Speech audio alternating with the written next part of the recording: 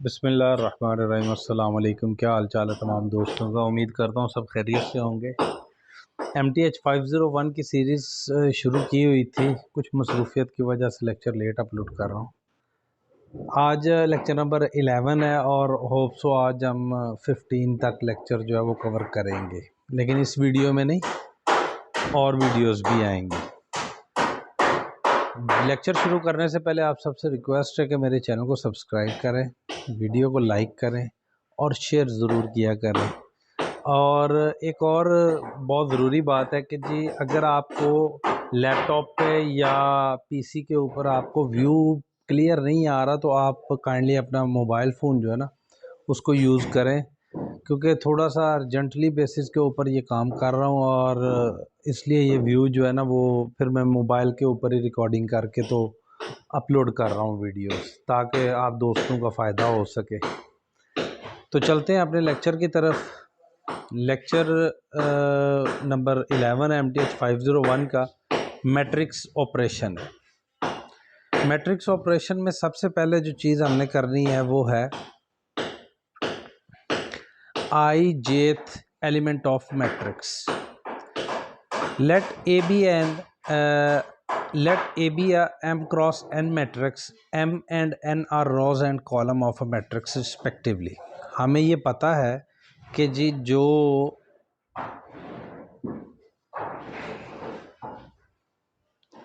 जो हमारे पास फर्स्ट होता है, जैसे कि यहाँ पर M क्रॉस N है, तो M जो होगा वो हमारे पास रो होती है और N जो होता है वो हमारे पास कॉलम होता है। Aij shows the ith row and jth column of the matrix. Aij से मुराद ये है कि I जो है वो हमें शो कर रहा है कि जी रो कौन सी है और J जो है वो हमें शो कर रहा है कि जी कॉलम कौन सा है। ठीक हो गया। ये नीचे एक एग्जांपल है, इसकी जनरल सी एग्जांपल दी हुई है, वो आप देख लें कि जी एग्जांपल में जो है वो हमारे पास ये देखें, मैं जूम कर देता हूँ इसको। A11 है मतलब first row first column, A1J है मतलब first row and J column, A1N है फर्स्ट रो N कॉलम, इसी तरह ही AM1 है मतलब कि M रो फर्स्ट कॉलम, और AMN है मतलब M रो N कॉलम।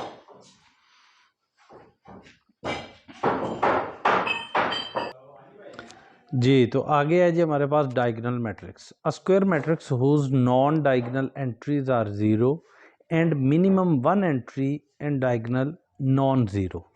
मतलब एक मैट्रिक्स होना चाहिए, स्क्वायर मैट्रिक्स हो, वो सारा ज़ीरो का ज़ीरो हो जाए, लेकिन उसके डायगोनल में कम से कम एक एंट्री जो है ना वो नॉन ज़ीरो होनी चाहिए। जैसे कि ये देखिए, ये एक स्क्वायर मैट्रिक्स है, 4x4 का है, ठीक है ना।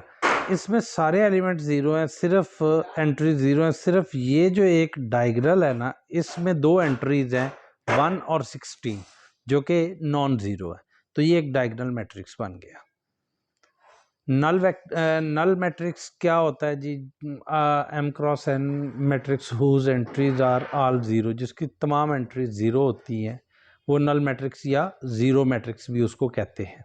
इक्वल मैट्रिक्स, अच्छा इक्वल मैट्रिक्स जो है ना, if they have same order, same number of row and same column and same corresponding entries, यूँ समझ लें कि उसकी फ़ोटोकॉपी जो है ना वो दूसरी तरफ पड़ी हो, तो वो मैट्रिक्स जो है वो इक्वल मैट्रिक्स होते हैं। आगे एक एग्जांपल है, कहता है consider the matrix A 2 1 3 x plus 1 B this and C this, a matrix A and B equal if। अब देखें ज़रा कि सॉरी,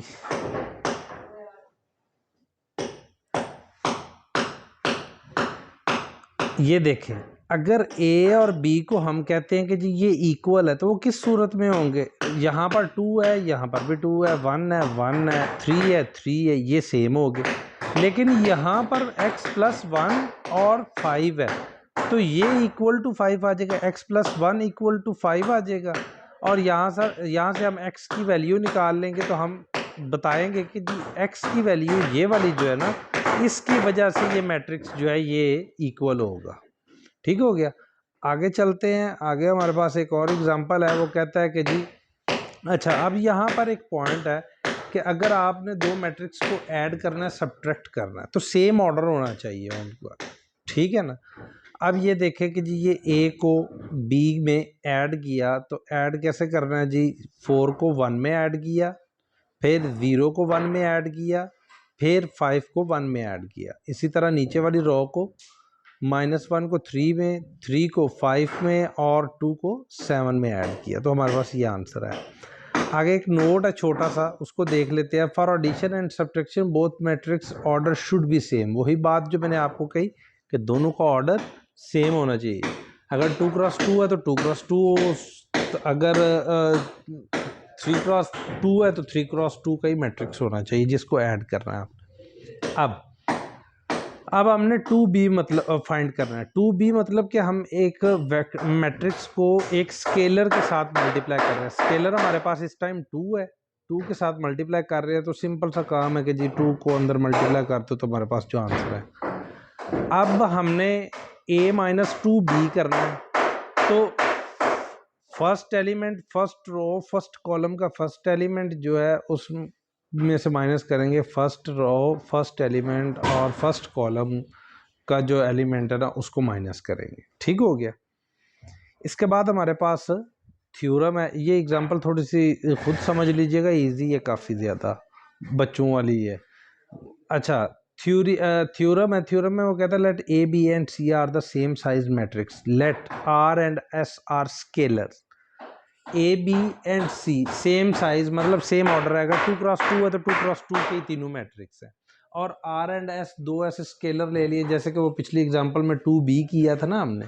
ये देखे ना यहाँ पे 2b, तो मैंने आपको कहा था कि 2 जो है वो एक स्केलर है, कोई भी स्केलर वैल्यू है। आर एंड एस कोई भी स्केलर वैल्यू है।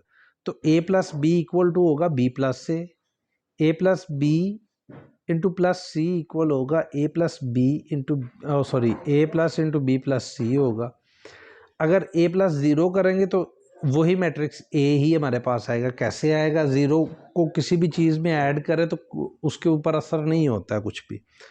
अब स्केलर है r into a plus b, तो इनको सेपरेट सेपरेट करके r के साथ लिख दे। R s into a is equal to, ये भी सेपरेट सेपरेट करके लिख दे a को। इसके बाद ये स्केलर वाले हैं, दोनों स्केलर मल्टीप्लाई हो रहे हैं, दोनों स्केलर्स को बाहर लिख दिया और a के साथ लगा दिया। आगे आ जाए जी। आगे हमारे पास टॉपिक है जी matrix multiplication. If a and b is an m cross n matrix and if b is an mp with column b1 से bp तक, then the product ab is the mp matrix whose column are ab1 और abp। अब ज़रा इसको थोड़ा सा समझ लेना है। आपके पास दो मैट्रिक्स हैं, एक है m क्रॉस n का और दूसरा मैट्रिक्स है आपके पास n क्रॉस p का। ठीक है। अब ज़रा एक चीज़ को देख रहे हैं, मैट्रिक्स मल्टीप्लाई कब होंगे, जब फर्स्ट मैट्रिक्स का कॉलम और सेकंड मैट्रिक्स की रो इक्वल होंगी तब मैट्रिक्स मल्टीप्लाई होंगे। उसके अलावा मल्टीप्लिकेशन नहीं होती है। ये देखिए यहाँ पर फर्स्ट मैट्रिक्स के कॉलम और सेकंड के रोस ये इक्वल है। ठीक है। तो आंसर जो हमारे पास आएगा वो ये वाला आएगा, MP मैट्रिक्स जो नया बनेगा ना उसका क्रॉस, उसके जो नंबर ऑफ रोज और कॉलम जो होंगे ना, नंबर ऑफ रोज जो होंगी वो m की होंगी और कॉलम जो होंगे वो p के होंगे। इसकी एग्जांपल नीचे की हुई है। एग्जांपल इजी है। कहता है compute A B where A this and B this. अब देखें कि इसकी नंबर ऑफ कॉलम कितने हैं, 2 हैं, और इसकी नंबर ऑफ रो कितनी है, और वो भी 2 है। दोनों इक्वल हो गई ना, तो ये मल्टीप्लिकेशन होगी। अब हम मिसाल दे देते हैं कि b जो है वो हमारे पास कंसिस्ट करता है कि b1 b2 b3, मतलब 3 कॉलम है इसमें। ये b1 b2 b3 ये कॉलम्स को जाहिर कर रहा है। तो A B one find out कर लेते हैं, अलग अलग करके फाइंड आउट कर लेते हैं, AB1 AB2 AB3। तो ये हमारे पास आंसर निकल आएंगे। ठीक हो गया। अब हमने इनको मैट्रिक्स की फॉर्म में लिखना है। AB1 को फर्स्ट कॉलम, AB2 को सेकंड कॉलम, AB3 को थर्ड कॉलम। ठीक है, ये हो गया जी। आगे चलते हैं, आगे एक और एग्जांपल है, an undefined product find BA। अब ज़रा एक चीज़ आपने देखनी है कि वो कहता है कि जी an undefined the solution of CD of B not equal to number of rows of sorry the number of ये क्या लिखा है, सॉरी ये लिखा है नंबर ऑफ कॉलम, ये कॉलम लिखा हुआ है, CD में पढ़ गया, the number of column of B not equal to number of rows of A। अब नंबर ऑफ कॉलम कितने, नंबर ऑफ कॉलम कितने हैं आपके पास जी। तो अब वो कह रहा है कि आपने BA फाइंड करना है, मतलब AB नहीं फाइंड करना, BA फाइंड करना है। BA से क्या मुराद है कि पहले आपने B वाला मैट्रिक्स लिखना है और बाद में आपने A वाला मैट्रिक्स लिखना है। अब B वाला मैट्रिक्स जो है उसके नंबर ऑफ कॉलम कितने हैं, 4 हैं, 1 2 3 4, और इसकी रॉ कितनी है, 1 2। तो इन दोनों की मल्टीप्लिकेशन इम्पॉसिबल है। आगे एक एग्जांपल डॉट प्रोडक्ट किया, ये आप खुद करिएगा। इसके बाद है जी finding the specific entries in matrix product. अच्छा, आपको एक मैट्रिक्स आ सकता है कि जी उसमें इस तरह के बॉक्सेस वगैरह बने हों, वो कहता है कि जी ये खाली जगह को पूरा करे, जैसे हम बचपन में लिखते थे कि जी खाली जगह पूरा करे, फिलिंग द ब्लैंक्स।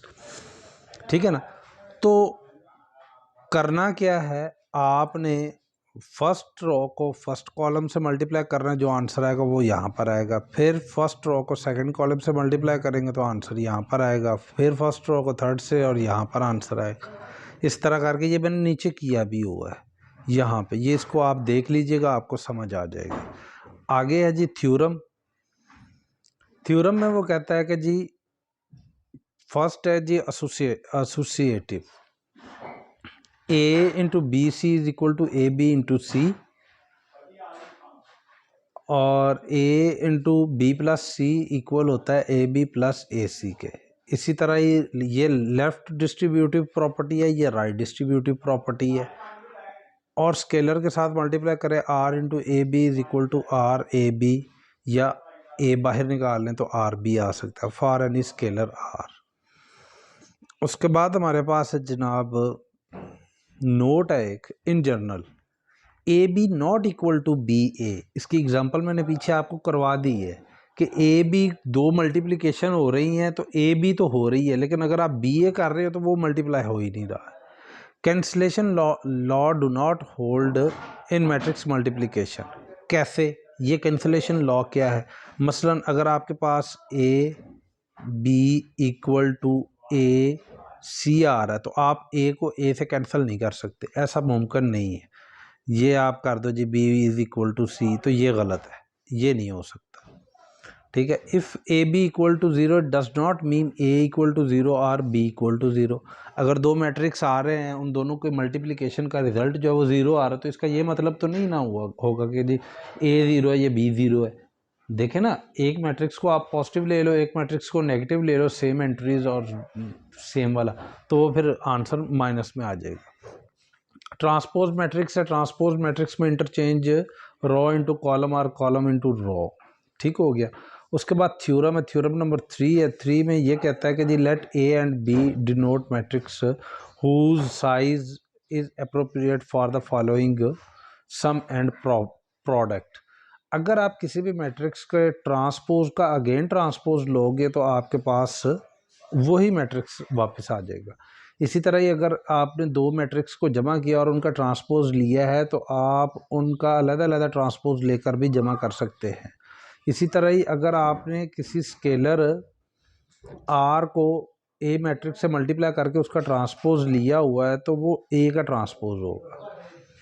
इसी तरह डी प्रॉपर्टी है आपके पास, अगर आपने ए बी दोनों को मल्टीप्लाई करके ट्रांसपोज लिया है तो वो B transpose into A transpose को मल्टीप्लाई करके आप आंसर निकाल सकते हैं। ये तो था जी आज का लेक्चर। होप सो आपको समझ आई होगी। लेक्चर ख़त्म करने से पहले रिक्वेस्ट है कि मेरे चैनल को सब्सक्राइब करें, वीडियो को लाइक करें, शेयर करें। अगर आपको समझ नहीं आती तो कमेंट करें, मैं वहाँ पर अपना व्हाट्सएप का ग्रुप का जो लिंक है वो दे दूँगा। और इससे पीछे जितने 10 लेक्चर हुए हैं उन सब की वीडियो के लिंक डिस्क्रिप्शन में होंगे। मेरा व्हाट्सएप नंबर भी डिस्क्रिप्शन में मौजूद होगा। थैंक यू वेरी मच जी। अल्लाह हाफिज़।